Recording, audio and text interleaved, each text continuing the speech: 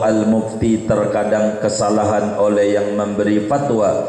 Wal qalbu la yaqbalul khoto'a, sedangkan kalbu yaitu tidak menerima akan kesalahan. Wa hadza makhsusun bil qulubit tahirati, dan ini yang tidak bisa menerima kesalahan yaitu khusus dengan kalbu yang suci. Wa inna ma yustafta alimun, hanya saja dimintai fatwa oleh orang alim. Wala ilma liman ghafala anillahi ta'ala, dan tidak ada ilmu bagi orang yang lalai daripada Allah Ta'ala. Artinya bila seorang hamba Allah itu memiliki kecerdasan hati, bila manusia itu cerdas hatinya, pastilah dia tidak pengen jauh-jauh dengan Allah. Tidak ada teman yang baik, tidak ada yang peduli sama kita kecuali yang paling peduli sama kita adalah Allah Subhanahu wa ta'ala. Ada seorang budak atau pembantu rumah tangga waktu lagi tidur, itu sama majikannya dikipasin, tidurnya kipasin sama majikan. Jangan sampai ada nyamuk, jangan sampai ada semut. Itu majikan itu kipasin pembantunya. Di kampungnya bapak-bapak ada nggak yang kayak begitu? Hah? Ustaz Yunus? Nggak ada. Nggak ada. Kalau sampai ada, pembantu tidurnya aja dijaga-jaga, dikipasin oleh majikan pembantu, istimewa nggak? Hah? Istimewa nggak? Istimewa nggak? Istimewanya di mana? Karena dikipasin. Hah? Karena dikipasin. Kudu terima kasih nggak sama majikan kayak begitu? Nah, iya. Kudu sayang nggak sama majikan kayak begitu? Ah, itulah orangnya kita. Waktu kita tidur, siapa yang jaga telinga kita sampai semut enggak masuk? Waktu kita tidur, siapa mulut kita kecoa enggak masuk? Bini kita katanya demen sama kita, ngorok juga. Siapa yang jagain kita? Allah. Andai kita cerdas, kita pengennya dekat sama Allah. Lam yuqbilu illa an Allah.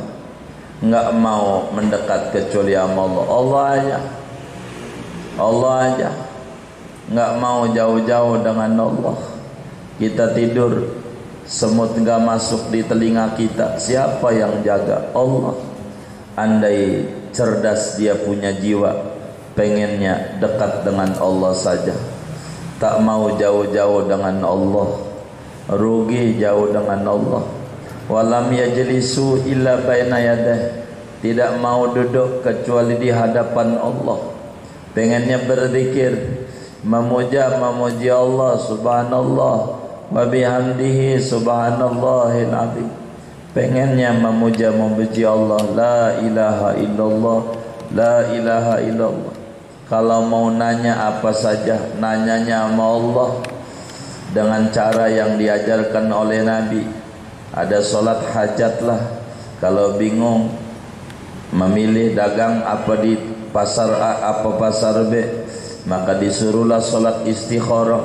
Selalulah meminta fatwanya sama Allah, bertanyanya sama Allah. Begitulah orang-orang yang hatinya melek. Ada satu sabda daripada baginda kita Nabi besar Muhammad sallallahu alaihi wasallam. Kata Nabi dalam satu hadisnya yang diriwayatkan oleh Imam Ahmad dalam kitab Musnadnya, Imam Abu Nuaim dalam kitab Hilyatul Awliyahnya, istafti qalbak, kau tanya kata hatimu saja.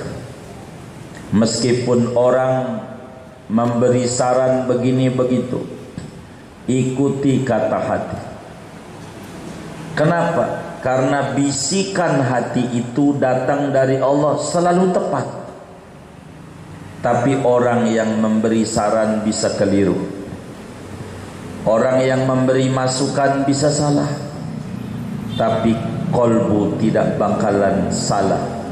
Dalam bahasa Ginanjar namanya God spot dalam ISQ-nya itu. Kata hati. Tapi kata Ibnu Athaillah, kata hati yang tidak pernah salah itu bila hati itu bersih, baru tidak salah. Bagaimana kalau kita hatinya berdorong oleh nafsu? Maka mau tidak mau kita yang tidak ngerti tanya sama yang ngerti, supaya kita tidak diceburkan pada sesuatu yang keliru. Tidak boleh kita mencontoh orang tanpa mempelajari aturan agamanya yang benar. Wa inna ma yustafta alim. Kenapa orang alim dimintai fatwa? Sebab dia tahu wala ilma liman ghafala anillahi ta'ala, dan tidak ada ilmu bagi orang yang hatinya lalai dari Allah.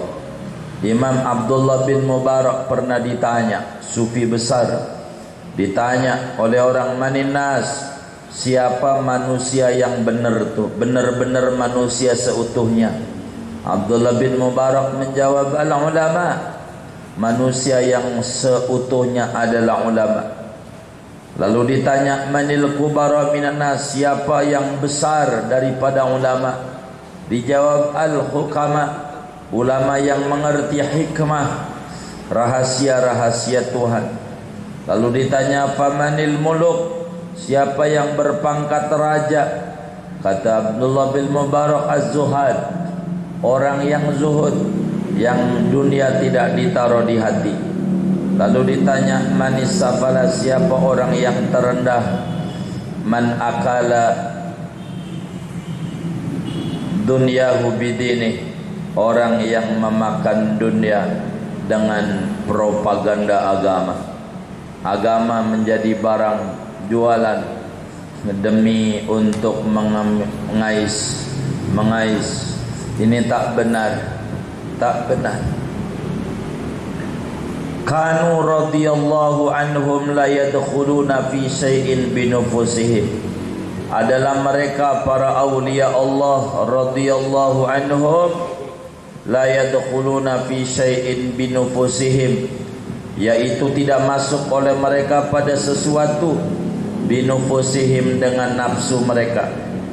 Para waliullah itu kalau ngerjain sesuatu bukan bersumber dan berangkat dari nafsu, walakin minallah wa billah, akan tetapi dari Allah dan dengan perintah Allah. Yang namanya waliullah kalau menjalankan sesuatu dia menuturkan, yang dituturkan adalah sesuatu yang ada ridha Allah. Kalau mau menuju melangkah sesuatu, maka menjalankannya mengikuti apa yang Allah perintah.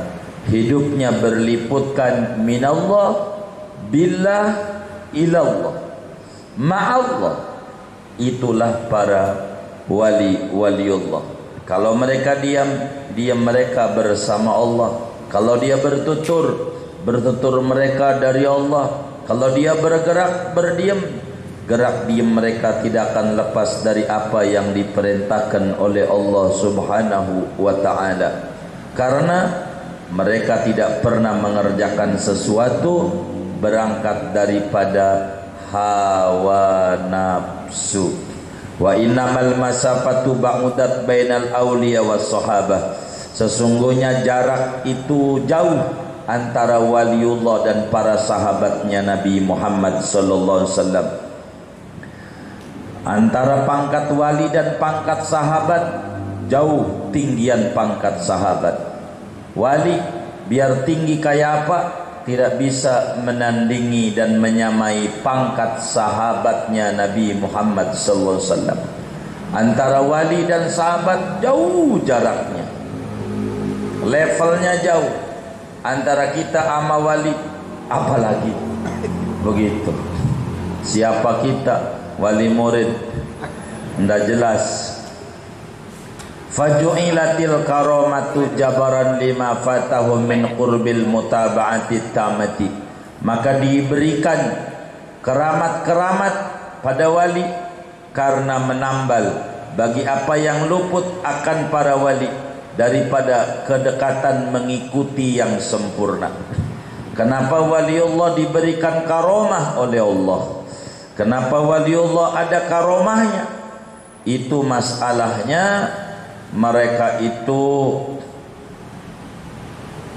jauh luput daripada mengikuti totalitas kepada Rasulullah sallallahu alaihi wasallam. Maka wali-wali Allah dikasih karomah dengan waktu yang sebentar dia bisa melipat waktu. Wali-wali Allah, ada wali dalam baca Quran itu sehari 100 kali hatam. Kata kita orang mana mungkin, yo karena kita bukan kelas wali. Sehari 100 kali hatam. Itu begitu. Ada orang gak percaya. Apa iya? Lalu dia datang ke rumah waliullah. Ke rumah waliullah. Dia datang baca Quran ikut sama wali. Perasaan dia udah sahur, baca Quran, sholat, baca Quran, sahur, puasa, 1 Ramadan, ikut khalwat bersama waliullah. Sampailah dia juga udah menghatamkan Quran 100 kali dalam 30 hari. Perasaan dia udah 30 hari. Jadi sehingga wali masih puasa. Kata dia, kok puasa udah lebaran nih, puasa udah 30 hari. Lebaran enggak, belum. Lah udah 30 hari, enggak. Ini wali ngaco ini. Masa Idul Fitri puasa? Saya mau keluar aja makan, maka pagi-pagi keluar makan uli. Ditawain sama orang kampung, orang gila, masih dohor hari pertama Ramadan. Hari pertama Ramadan makan siang hari. Kata dia, saya udah baca Quran 100 kali. Udah puasa 30 hari perasaan saya. Loh, orang tanggal 1. Itulah namanya Toyuz Zaman. Waliullah itu diberikan karomah kayak begitu. Kalau kita mau kagak, wiridan yang sekali duduk aja pakai di kredit sampai 5 kali. Ya Allah, wali apaan yang kayak begitu? Timbang 3.100 pakai diangsur. Ya Allah, demen banget sama kredit. Ada nggak yang kayak begitu tuh? Nggak ada, alhamdulillah. Ya Allah, ini wali Allah kakak. Itu begitu, wali Allah. Maka wali itu luar biasa. Zaman dulu Syekh Hasan Basri udah zarah belum apa Syekh Hasan Basri? Di Cakung. Hah? Udah belum? Oh, udah. Itu di Cakung, di Serang. Ada orang ngelamun, kenapa kau bingung? Kata Hasan Basri, ini nelayan gak dapat bini ngomel mulu. Pengen dapat, ikut saya aja. Gitu. Untuk apa kau nyarikan? Ya biar makan aja sama bini. Baik kalau biar makan, diajak ikut saya. Ikut juga nelayan sama Syekh Hasan Basri. Dilihat ikan pada ngambang semuanya, tinggal nyerok doang, gak perlu masang jalan. Nyerok doang. Kata Imam Hasan Basri, katanya buat makan bini. Ini saya. Kalau begitu saya tinggal aja. Iya nggak apa-apa, tinggal aja. Jadi tinggal. Dia kagak pulang-pulang seminggu. Ada di pantai selatan, di Pelabuhan Ratu dari Serang. Dipikir dia dekat. Di Laut Tanara dipikir. Kagak. Wali selangkahan doang dia dibawa ke Pelabuhan Ratu. Nah, mana tahu Sukabumi dia pulang seminggu. Akhirnya pulang cuma kantong kresek doang buat bininya. Kan udah saya bilang katanya buat bini doang. Habis banyak, saya pikir dekat. Itu begitu. Selangkahan doang itu dari Tanara dia dibawa ke Pelabuhan Ratu. Itu Syekh Hasan Basri, murid Syekh Abdul Lahir. Itu kayak begitu. Wali itu diberikan. Fa inna minan nasi man yaqulu innal awliya lahumul karamat. Maka sesungguhnya setengah daripada manusia, yaitu ada orang yang berkata oleh orang, innal awliya, sesungguhnya para wali-waliullah, lahumul karamat, bagi para wali itu ada karomah. was-sahabatu lam yakun lahum dzalik. Sedangkan adapun sahabat yaitu tidak ada bagi sahabat oleh yang demikian itu karamat. Bal kanat lahumul karamatul azimatu bi suhbatihim lahu sallallahu alaihi wasallam. Bahkan ada bagi sahabat yaitu karamah yang besar dengan bertemannya para sahabat dengan Nabi Muhammad sallallahu alaihi wasallam. Wa ayyu karamatin a'zamu minha? Karamat mana, karamah mana yaitu yang lebih agung ketimbang daripada menjadi sahabatnya Nabi Muhammad sallallahu alaihi wasallam. Ada di antara orang berkata ingkar ama karamatul aulia, enggak percaya ama karamatul aulia. Katanya wali banyak karamat, sahabat Nabi aja enggak kita dengar noh. Abu Bakar karamatnya apa?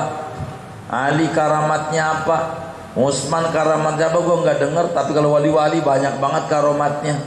Aduh, tak paham dia. Sahabat itu dapat karamat gede lebih tinggi daripada karamat wali. Mana? Menjadi murid Nabi.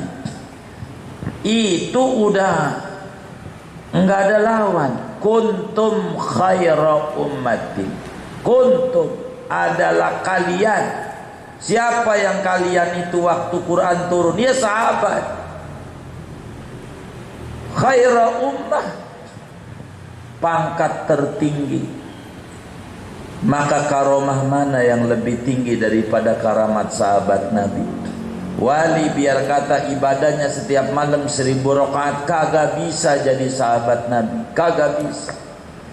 Maka menjadi sahabat itu sudah karamah yang tidak bisa kehitung. Tapi kalau mereka mau membaca karamah para sahabat, waduh, betapa banyak karamahnya sahabat Nabi.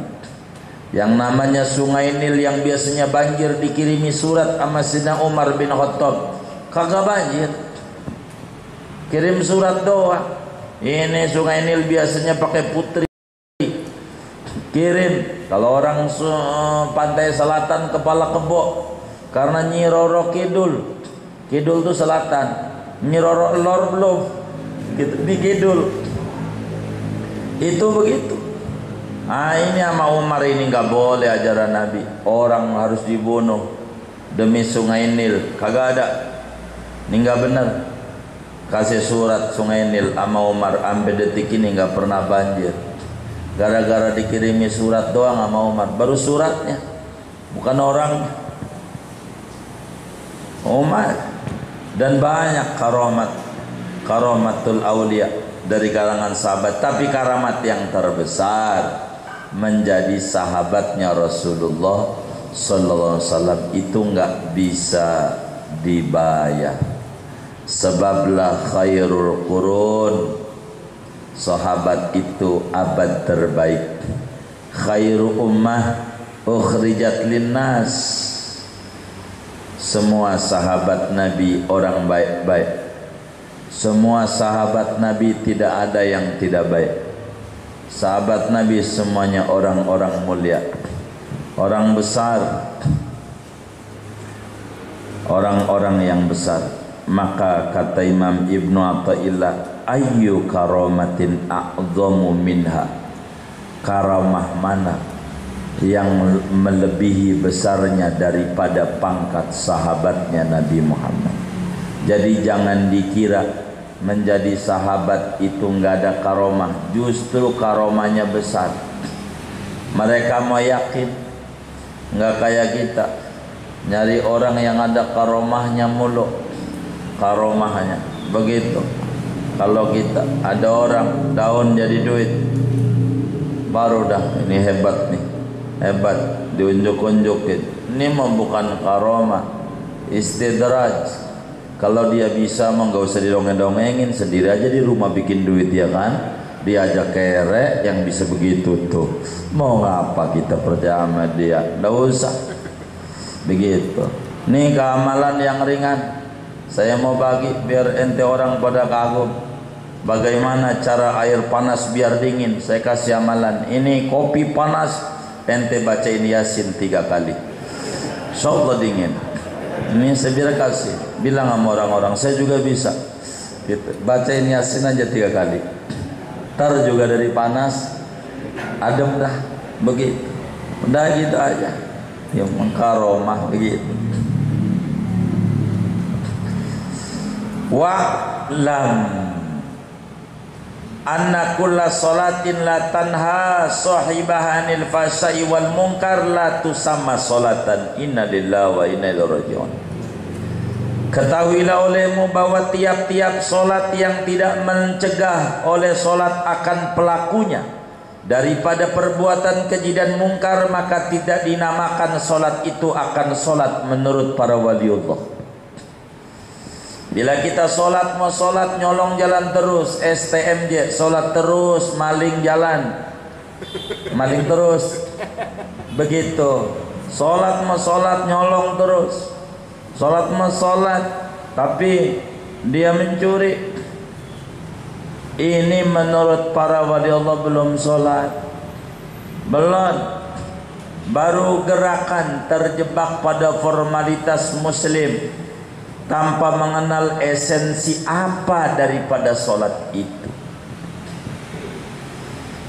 Kata Ibnu Athaillah, solat itu ada buahnya, solat itu ada hakikatnya, ada zahirus syariat, ada hakikatus salat. Kalau mau jujur, kata Ibnu Athaillah, perlu anda camkan solat yang pelakunya masih ngibulin, masih nyolong, masih berbuat keji, masih berbuat mungkar, maka dalam kacamata agama belum sholat. Kalau begitu mendingan gak ngerjain, lebih parah. Lebih parah. Belum keterima sholat itu, belum. Kenapa? Liqaulihi ta'ala, karena ada firman Allah Ta'ala dalam surat Al-Ankabut ayat 45, innas sholata tanha anil fahsya'i wal munkar. Sesungguhnya solat itu dapat mencegah oleh solat dari keji dan mungkar. Maka kalau kita solat itu benar, pasti kita nggak bakalan nyolong, nggak bakalan ngibulin, nggak bakalan menipu. Kalau sampai kita menipu belum sholat, belum. Wa anta takhruju minas sholat, dan adapun kau yaitu keluar engkau dari sholat. Wa min munajatil haqqi subhanahu wa ta'ala, dan daripada berkomunikasi dengan Allah subhanahu wa ta'ala. Fi qawlihi ta'ala, pada firman Allah ta'ala, iyyaka na'budu wa iyyaka nasta'in. Hanya kepadamu kami menyembah, hanya kepadamu kami memohon pertolongan. Itu namanya kita sedang berkomunikasi dengan Allah. Alhamdulillah Rabbil Alamin Ar-Rahman Ar-Rahim Maliki Yawmiddin Iyyaka na'budu wa iyyaka nasta'in. Komunikasi, minta apa kau hambaku? Ihdinas siratal mustaqim, bimbing kami dengan jalan yang lurus, tunjuki jalan yang lurus. Jangan sampai perjalanan kami belok-belok. Jalan yang lurus, jalan yang cepat sampai kepada Allah tanpa perlu muter-muter. Wa munajatir Rasul, salat itu ada munajat kepada Rasulullah sallallahu alaihi wasallam, berkomunikasi dengan Rasulullah. Itulah dalam salat. Fi qaulika, pada ucapanmu, assalamu alayka, salam sejahtera atas engkau. Engkau tuh orangnya ada. Ayyuhan nabiyyu, wahai nabi, wa rahmatullah, dan rahmat Allah, wa barakatuh, dan barakah Allah. Kita baca assalamualaikum warahmatullahi wabarakatuh sama Nabi. Dalam solat itu maknanya kita berkomunikasi dengan Nabi. Habis kita dapat cahaya Allah, habis kita dapat cahaya Rasul. Wa hadza fi kulli salatin, ini cahaya didapat pada setiap solat. Summa takhruju ila dunubi, kemudian kamu keluar dari solat menuju kepada dosa. Ba'da hadhihi ni'am, sesudah ini nikmat-nikmat allati an'amallahu bi alaik, yang memberikan nikmat oleh Allah dengan nikmat itu atas engkau. Bagaimana mungkin kita habis intim dengan Allah, lalu kemudian kita bersihkan diri kita dengan iyyaka na'budu wa iyyaka nasta'in. Kita bersihkan diri kita dengan meneladani Nabi. Assalamualaikum ya Nabi wa rahmatullahi wa barakatuh. Dalam kita punya solat,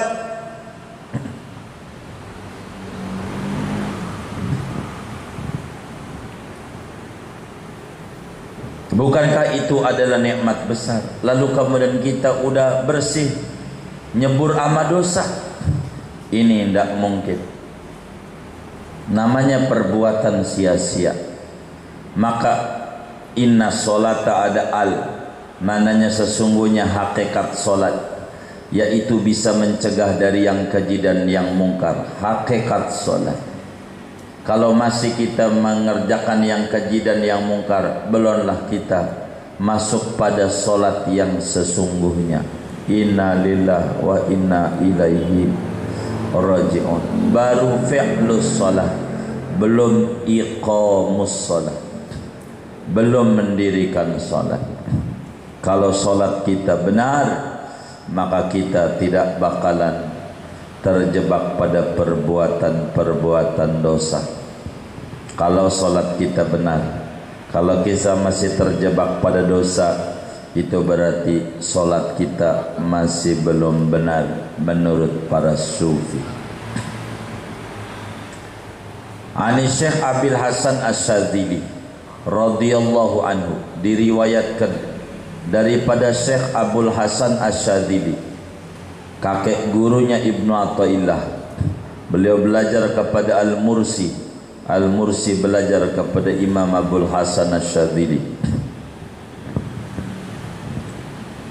Ada satu riwayat daripada Imam Abul Hasan Asyadzili, pembangun Thariqah Syadziliyah, annahu kana yahduru indahu fuqahaul Iskandariyati wal Qadi. Diriwayatkan bahwasanya ada, yaitu hadir di sisi Syekh Abul Hasan oleh para ahli fikih negeri Iskandariyah, wal qadi dan qadi, gubernur. Satu hari di Iskandaria, ibu kota Mesir sebelum Kairo, lagi ngajar Imam Abul Hasan Asyadzili, kiai-kiai pada nyamperin, ama ini wali, begitu juga penguasanya, qadinya daripada Iskandaria. Faja'u marratan mukhtabirina li syekh, maka datang mereka para fuqaha marratan pada satu kali, mukhtabirina padahal mengetes, li syekhi bagi Syekh Abul Hasan Asyadzili. Satu hari mereka pada datang mau ngetes, benar enggak ini wali, orang benar, kiai mau ngetes wali. Fatafarrasa fihim, maka berfirasat oleh Syekh Abul Hasan fihim pada mereka para fuqaha. Wa qala, dan berkata oleh Syekh, ya fuqaha'u, ya fuqaha'u, hal shallaitum qattu.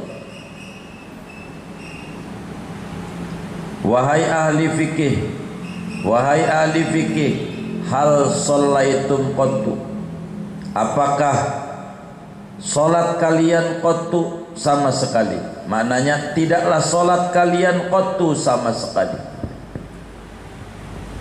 Mau dites Imam Abul Hasan Asyadzili oleh orang, maka kiai-kiai datang sebelum dites, langsung beliau tes dulu. Mau ngecek solatnya Syekh Abul Hasan, dibalik oleh Syekh Abul Hasan Asyadzili, karena mau nanya tentang solat, rukun solat segala macam. Ama Syekh ditanya, ente ini kayaknya belum solat. Itu marah kiai, dikata belum solat. Lah jidatnya hitam, ya kan? Begitu jidatnya, baru juga insaf 2 hari udah hitam. Simahum fi wujuhihim min asaril karpet. Cirinya ada di wajah dari bekas karpet. Begitu. Sahabat Nabi, simahum fi wujuhihim, cirinya di wajah bukan di jidat. Wajahnya pucat, kurang tidur. Itulah orang-orang yang dekat dengan Nabi. Dia kata, ente ini belum sholat. Udah sholat belum? Dikata begitu. Faqalu, maka mereka para ahli fikih berkata, ya Syekh, wahal yatruku ahadun as-sholata, adakah meninggalkan oleh seseorang kan sholat? Emang ada orang yang agak sholat nih, kita yang datang nih? Begitu. Ada emang yang agak sholat. Ini kiai nih, lihat aja jidatnya sama jenggotnya, sorbannya 15 meter. Faqala lahum, maka berkata oleh Syekh kepada mereka ahli fikih begini. Qala Allah Ta'ala, berfirman Allah Ta'ala dalam surat Al-Ma'arij dari mulai ayat 19 sampai 22, innal insana khuliqa halu'a, sesungguhnya manusia itu diciptakan manusia padahal berkeluh kesah lagi pelit. Manusia itu terlahir ngeluh dan kikir, pelit. Itu manusia. Kita orang lahir tangannya begini apa begini? Waktu lahir.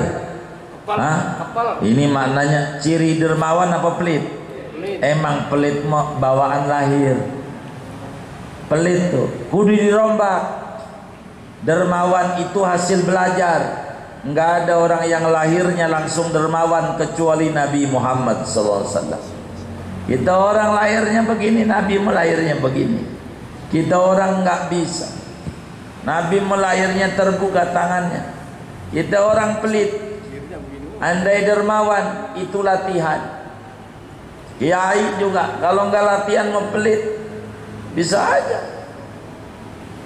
Emang begitu Qur'annya. Innal insana khuliqa halu'a. Manusia itu tercipta keluh kesah pelit. Mana keluh kesahnya? Idza massahu syarru jazu'a.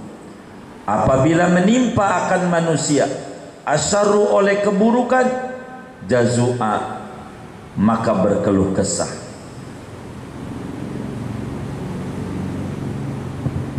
Dengan berkeluh kesah. Kalau dia menimpa dagangnya rugi, panennya enggak menjadi, bisnisnya menurun, ngeluh, itu manusia. Itu halu bahasa Arabnya. Pokoknya ngeluh, dongeng-dongeng. Jadi kalau dagang lagi rugi nih dongeng, aduh payah bang, usaha saya ini lagi menurun banget dah, ampun banget. Itu kalau lagi rugi. Tapi kalau untung mah diem baik. Ada nggak yang kayak begitu tuh? Nggak ada, alhamdulillah. Ada. Hai. Wa idza masahul khairu manu'a. Apabila menimpa akan manusia oleh kebaikan, manu'a, maka kikir ia, enggan berbagi. Kalau udah dapat dagang untung, merem. Kalau dagang untung, merem. Begitu, merem. Kalau rugi aja, dongeng-dongeng, ini minus, ini PLN ini minus. Kalau untuk diem aja, jadi payah ini. Jadilah orang itu kalau lagi susah dongeng-dongeng, kalau dia lagi untung diem aja, diam. Tahu-tahu udah jalan aja. Illal musallin, kecuali orang-orang yang sholat. Kalau orang yang sholat nggak pernah ngeluh dan hidupnya dermawan. Jadi kita udah sholat belum? Begitu tuh kata Imam Hasan, udah sholat belum? Wah belum. Karena orang sholat mah nggak ngeluh. Kalau yang masih ngeluh belum sholat. Kalau orang yang kikir belum sholat. Begitu kiai kesinggung, kiai gitu, dikata amilin tapi ambilin mulu, ambilin, singgung kiai. Ilal musallin, kecuali yang sholat. Fahal antum kadzalik, maka apakah adapun kalian yaitu seperti demikian? Idza massakumus syarru la tajza'u, apabila menimpa akan kalian oleh keburukan maka tidak berkeluh kesah kalian. Kalau lagi ada musibah diam aja, atau stres berat, yo stres berat belum sholat. Wa idza massakumul khairu la tamna'u, apabila menimpa akan kalian oleh kebaikan, dagang untung, panen menjadi, bisnis meleduk, la tamna'u, tidak mencegah, tidak kikir, tidak pelit. Qala, berkata perawi, fasakatu jami'an, maka diam tuh kiai-kiai semuanya. Ini payah, corona sialan dangkalan, tahlilan kagak jadi mulu. Ini ngeluh, undangan gagal aja lagi, ya Allah batal mulu, mana belum DP lagi. Fasakatu, diam aja. Kiai-kiai fikih. Faqala lahumus syekh, maka berkata kepada mereka oleh Syekh Abdul Hasan Asyadzili, fama shallaitum qattu hadhis salat, maka tidak solat oleh kalian qattu sama sekali hadhis salat, akan ini solat. Kalau begitu Anda belum solat. Kalau begitu, kata mereka, ini sih bukan kiai Abdul Hasan Asyadzili, ini rajanya kiai. Gua yang dikata kiai usrat ini mah, usrat. Waduh, tuh begitu. Orang kalau udah sholat benar, hidup tidak pernah ada keluhan. Sebab mengeluh itu kayak makan kuaci seember. Pernah belum?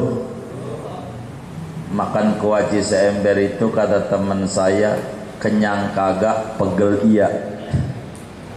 Memeniran. Orang ngeluh itu beres kagak urusan, pegelia. Maka orang yang sholat itu tak mengeluh. Sebab keluhan meski sedikit melegakan perasaan, tapi sejujurnya tidak merubah keadaan. Tidak merubah keadaan pada dia. Maka buah daripada solat kalau mau jujur, tidak mengeluh dalam hidup dan tidak kikir dalam hidup. Tidak kikir. Lihat rambut kepala dicukur mulu, nggak habis-habis gondrong lagi. Lihat rambut alis nggak pernah dicekrok-kerok, segitu-gitu aja, nggak jadi kaya dengan kikir. Kalau kikir tuh jadi kaya aja, mendingan pelit aja. Kagak, akhirnya duitnya masuk sama dokter aja, ribet dong.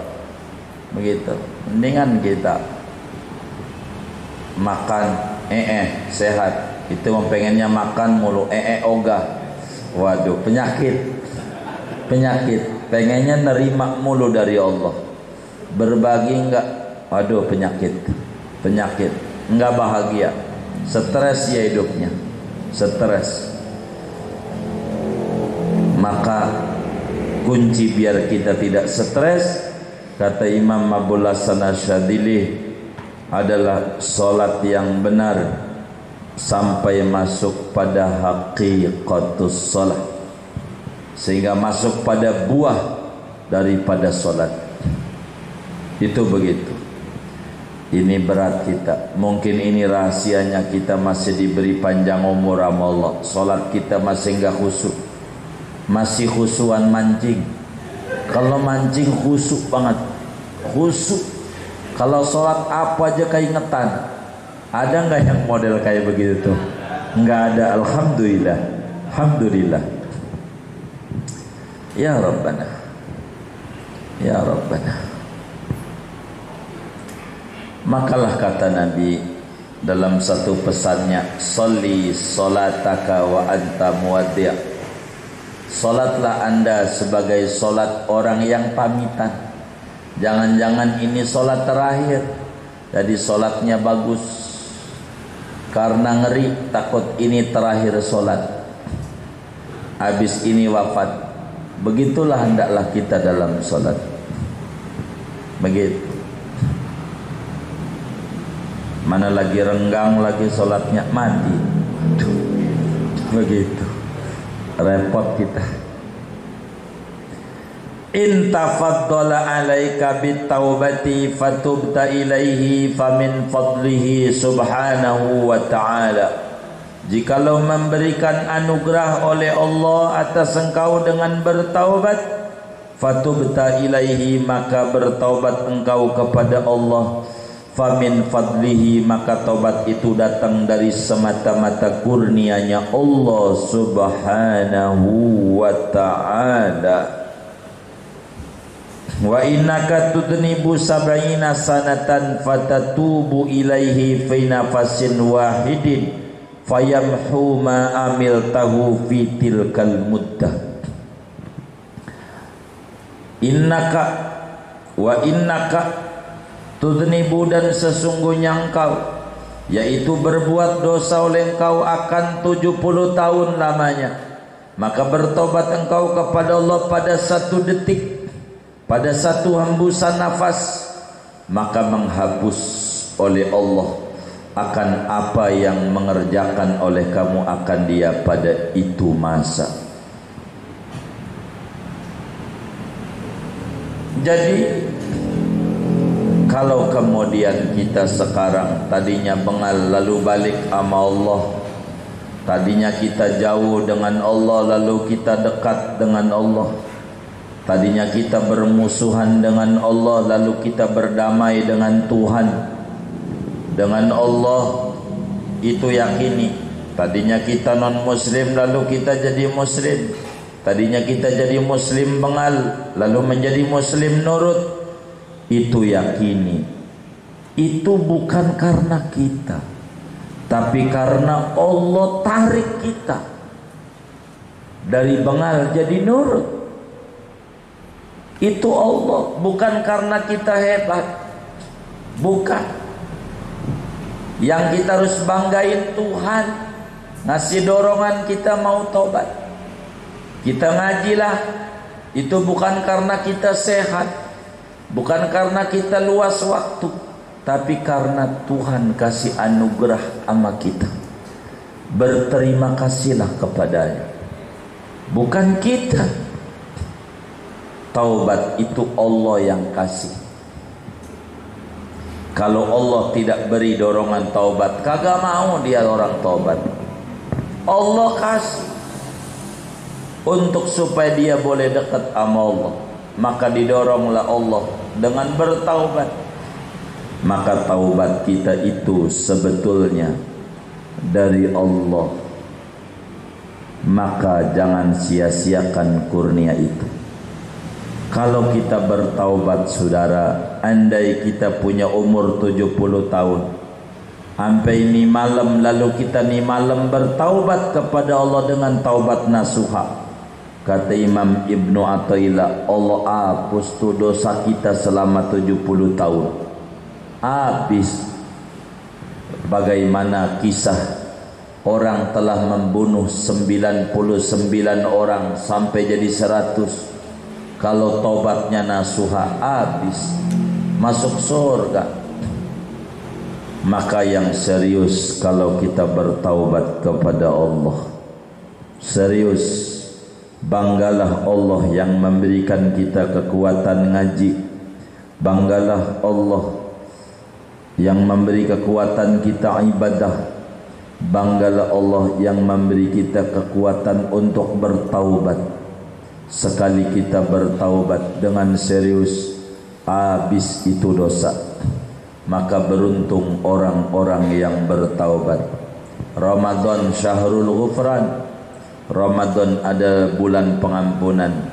Amat sangat merugi Ramadan berlalu sementara ampunan Allah tak didapat oleh kita.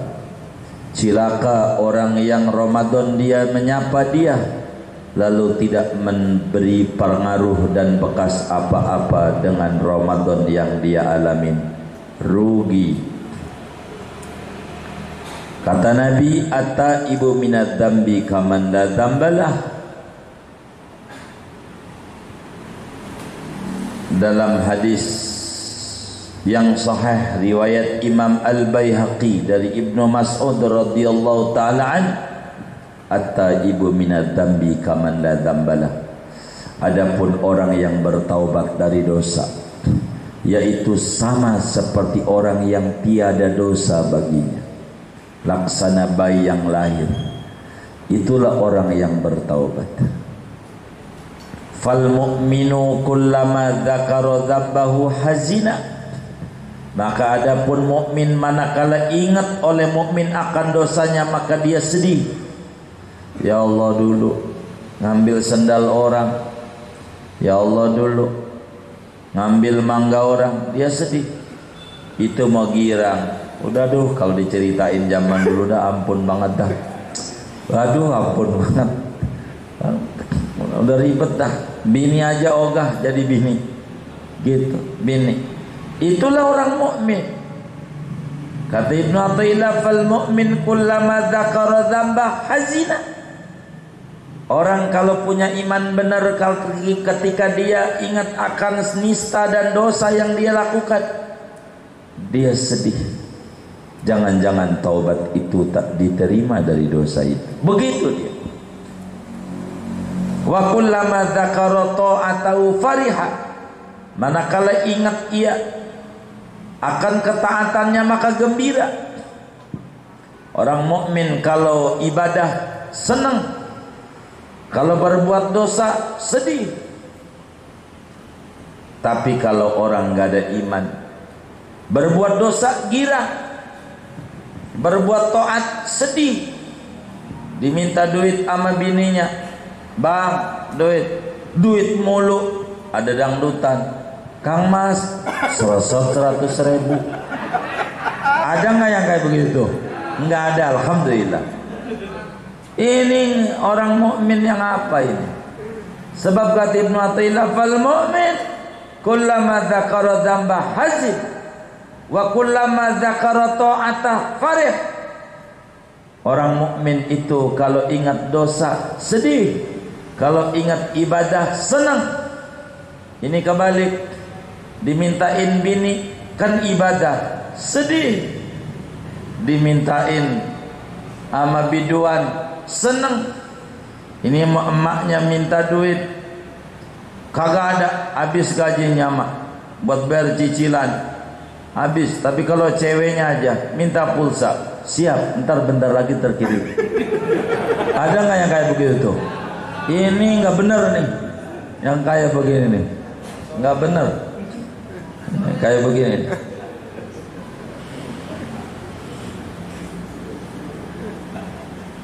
Qala Luqman al-Hakim, berkata Luqman al-Hakim, kuburannya di Mesir, di Masjid Nabi Daniel di Alexandria. Luqman, sebagian teman majlis udah ziarah ke Sayyidina Luqman al-Hakim bersama Nabi Daniel dan ibunya Sayyidi Ibrahim ad-Dusuki, Fatimah ad-Dusukiyah. Al-mu'min lahu qalbani. Adapun orang mukmin yaitu ada baginya yaitu dua qalbu. Orang mukmin itu hatinya ada dua. Kata Luqman, yarju bi ahadihima wa yakhafu bil akhar. Ia berharap kepada Allah dengan salah satu dua qalbu dan ia takut kepada Allah dengan qalbu yang lainnya. Yarju qabula amali, ia berharap akan diterima amalannya, wa yakhafu alla yuqbala min, dan ia khawatir takut bahwa tidak diterima amalan daripadanya.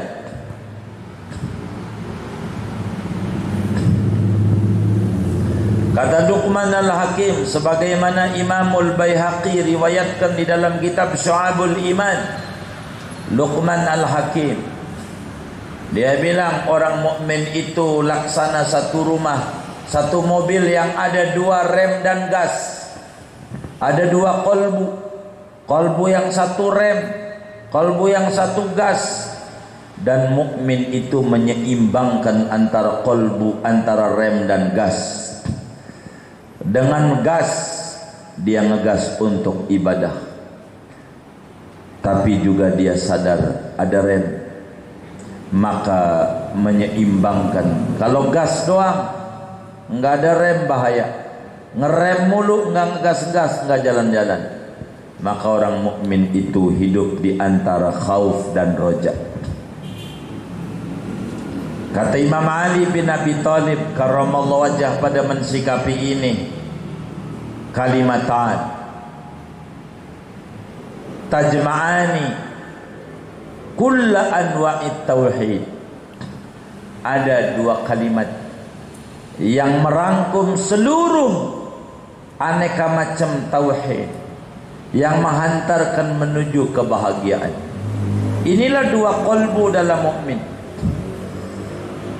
Kata Imam Ali, la yakhafanna al-'abdu ila dhanbah wa la yarjuwanna al-'abdu ila rabbah. Hidupnya orang mukmin itu antara khauf dan roja, harap-harap, cemas. Yang ditakuti bukan penguasa zalim, tak pernah takut sama penguasa zalim karena dia ada di genggaman Allah.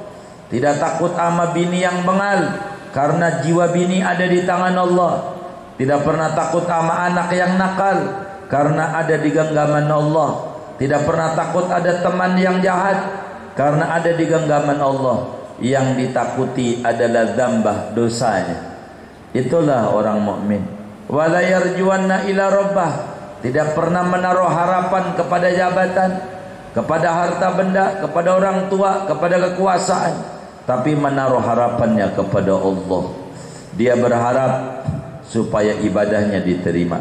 Dia takut jangan-jangan ibadahnya enggak diterima. Orang mukmin itu masih pagi-pagi jam 7, sore kelapa muda, puasa aja belum kelar, diterima juga kagak, udah mikirin buka aja. Ada nggak yang kayak begitu? Aduh, payah ini orang yang kayak begini. Ntar udah sore. Walau wuzina khauful mu'min wa raja'uhu la'tadala. Andai ditimbang oleh rasa takutnya orang mukmin dan rasa harapnya orang mukmin, niscaya berimbang keduanya. Pas, balance khauf dan rojanya. Enggak kebanyakan roja, enggak kebanyakan khauf. Man aradal jam'a 'ala Allah fa 'alaihi biqiyami awamirillah. Barang siapa menghendaki akan bermesra-mesraan dengan Allah, maka lazimkan dia dengan menjalankan perintah Allah. Kalau pengen kita intim sama Allah, maka kita kudu jalanin perintah Allah. Idza tala'ta 'ala zaujatika bi khiyanatin fa innaka taghdabu 'alaiha. Apabila melihat oleh kamu atas istrimu dengan serong, maka sungguhnya engkau yaitu marah oleh engkau atasnya.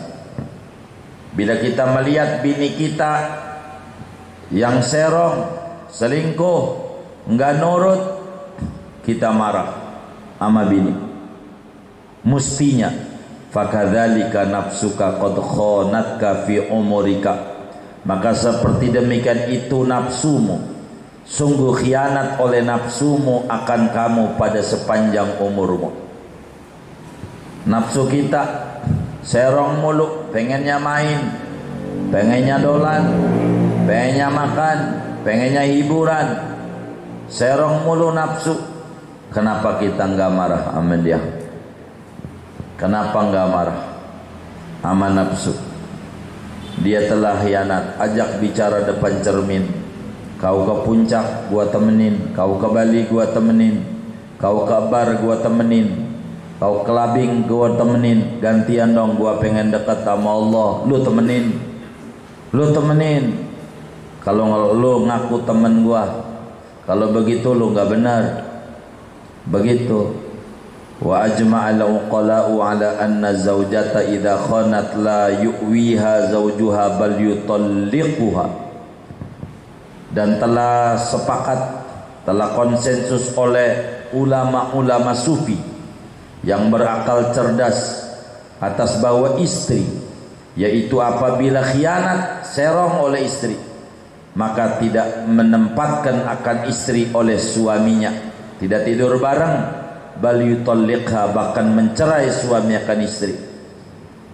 Ulama sufi bilang, bila istri serong, tinggalin kasurnya, cerai.